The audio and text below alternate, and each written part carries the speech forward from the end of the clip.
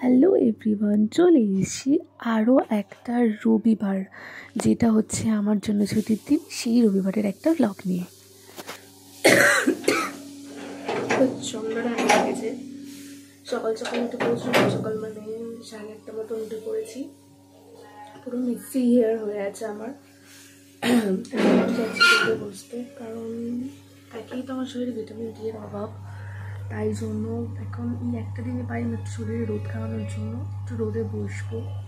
তারপরে আলমারিটা পুরো মেস্ট আপ হয়ে আছে, আজকে আলমারিটা আমি গোছাবো। শরীরটা ভালো নেই, এক সপ্তাহ ধরে খুবই দুর্বল, কিন্তু এই শরীর নিয়ে আমি অফিস করেছি, কিছু করার নেই, ছুটি ছাটা তো নেই।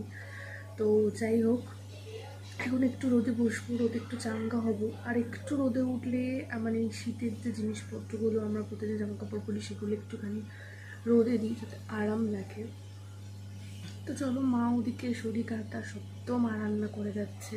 আমাকে বারণ করলেন যে কিছু রান্না করতে হবে না।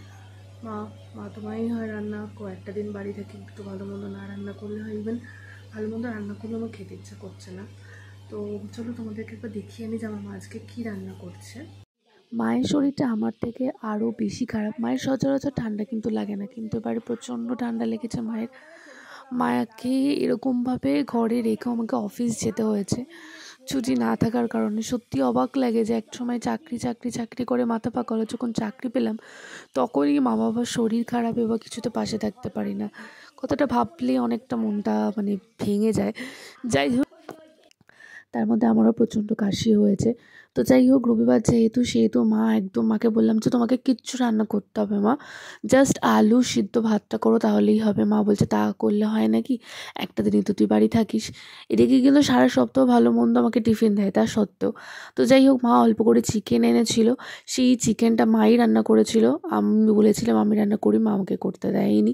মা বলছে তুই তো পুজো করবি, তাই তাড়াতাড়ি স্নান টান করে পুজো করে নে, এই একটা দিনই তো তুই পুজো করিস, তোকে রান্না করতে হবে না। তো মা একটু পাশের জেঠিমার ঘরে গেছিলো, তাই আমাকে বললো মনা এটা লেগে যাবে, তাই একটু নাড়। আর ওদিকে পমপ্লেট মাছের ঝোলও হয়ে গেছে, ফুলকপি দিয়ে আলু। আর পাশে যে সলিড মাংসগুলো তুলে রেখে দিয়েছি সেগুলো খুব ইচ্ছে হয়েছে আজকে আমি একটু পকোড়া বানাবো, দেখি কতদূর কী করতে পারি। আর যেহেতু রবিবার, সেই একটা দিনই পাই স্কিন চুল সমস্ত কিছু যত্ন করার জন্য। তো আজকে আবারও 2 সপ্তাহ ধরে আমি এটাই ইউজ করছিলাম আমার চুলের জন্য, নিম পাতার রস, আর এটা হচ্ছে আমলকির রস মিশিয়ে একটা হোম রেমেডিস। এই একটা ভিডিও নিয়েও তোমাদের সাথে আসবো আমি কীভাবে আমার হেয়ার কেয়ার করছি এই শীতকালে। আর তারপরে দুপুরে রান্না হয়ে গেছিলো হচ্ছে সমস্ত সবজিপাতি দিয়ে। আর সবথেকে আমার প্রিয় সেটা হচ্ছে পুঁই মিটুলি। তোমাদেরও ভালো লাগে কিনা কমেন্টে জানিও।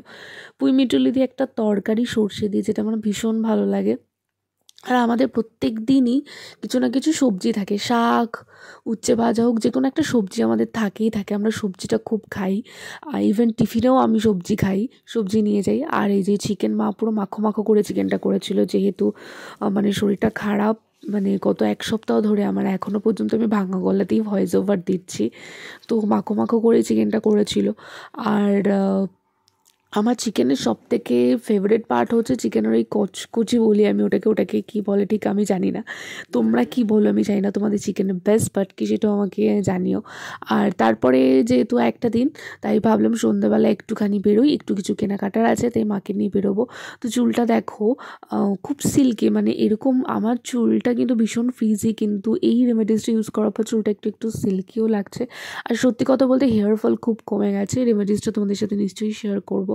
তো আমি কুর্তি সেটটা পরে নিয়েছিলাম। আর শীতকালে একটাই সুবিধা, মানে যেসব জামা কাপড়গুলো গরমকালে ঠিক পরা হয়ে ওঠে না, সেগুলো শীতকালে পরলে তার উপরে কিছু একটা চাপালেই হয়ে যায়। তো যাই হোক, এই কুর্তি সেটটা আমার পরাই হয় না সেরকম, কারণ এর কাপড়, এটা আমি অনলাইন থেকে কিনেছিলাম। এই কাপড়ের মেটেরিয়ালসটা ভেবেছিলাম আমি সুতির, কিন্তু আনফর্চুনেটলি এরকম এসেছিলো, যেটা খুব গরমে পরাটা ভীষণ মুশকিল।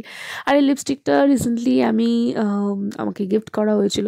তো আর লিপস্টিকটির শেডটা কিন্তু ভীষণ ডিপ, আমি একটু হালকা করেই লাগালাম। আর যেহেতু বাইরে প্রায় মোটামুটি ভালোই ঠান্ডা পড়ে গেছে, তাই ওপরে একটা জিন্সের জ্যাকেট আমি দিয়ে নিয়েছিলাম। আর চলে গেছিলাম একটু গিফটেড পাঞ্জাবি দেখতে। আমাদের এখানে নতুন একটা বারাসাতে খুব সুন্দর পরম্পরার পাঞ্জাবি দোকান হয়েছে। প্রত্যেক দিন বাসে আসার সময় দেখতে পাই এত সুন্দর সুন্দর কালেকশন ওরা ঝুলিয়ে রেখে দেয়।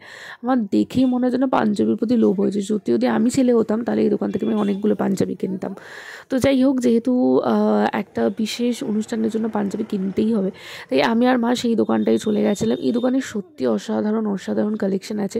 যারা বারাসাতের মধ্যে আছো, যারা আমার ভিডিও দেখছো, তারা যদি ভাবো যে গিফট বা নিজের হাজব্যান্ড ভাই বা যা কারোর জন্য পাঞ্জাবি দিতে চাও, তাহলে এখানে চলে যেও।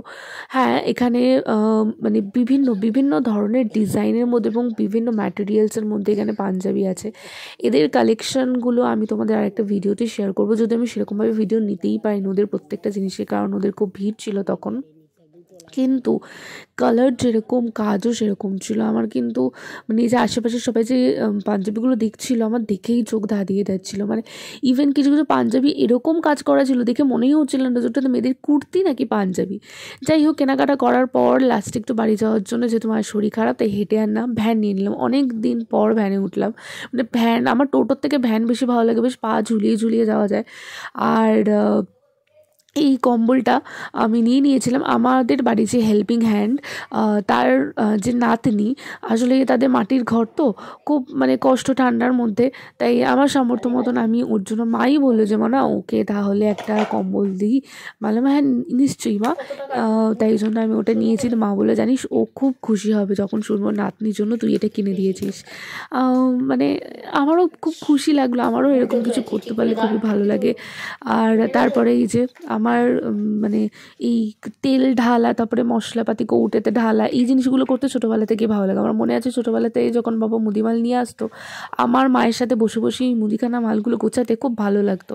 আমি এই তেলটা ঢালার জন্য মা আমাকে দিয়েছিলাম, আমি বললাম মা আমি দিচ্ছি, আমার এগুলো খুব ভালো লাগে। মা ওদিকে বলছে মুখটা ছোটো করে দিই, সেই জন্য সারাদিন লেগে যাবে তেলটা ঢালতে। আমি বলছি সেটা একদমই নয়। তারপরে ভাবলাম যে ওই যে চিকেনের সলিড পিসগুলো রেখেছিলাম, একটু চিকেন পকোড়া বানাবো। তো চিকেন পকোড়াটা বানিয়েছি, ফার্স্ট টাইম আমি চিকেন পকোড়া বানিয়েছি। এই ভিডিওটাও তোমাদের সাথে শেয়ার করব। তারপরে রাতে রুটি আর ফুলকপি আলুর তরকারি আর ডিম ভাজা দিয়ে খাওয়া দাওয়া শেষ হলো। আর আজকের দিনটাও শেষ হলো। আজকের দিনটা খুব ভালো গেল। আর ব্লগটা কেমন লেগেছে তোমরা আমাকে নিশ্চয়ই জানিও। আর পেজটা ফলো করতে কিন্তু একদম ভুলো না। আর ভালো লাগলে লাইক করে শেয়ার করে দিও। তোমরা কিন্তু আমার ইউটিউব চ্যানেল দেবরূপাস ব্লগেও কিন্তু গিয়ে সাবস্ক্রাইব করে দাও, ঠিক আছে? চলো টাটা।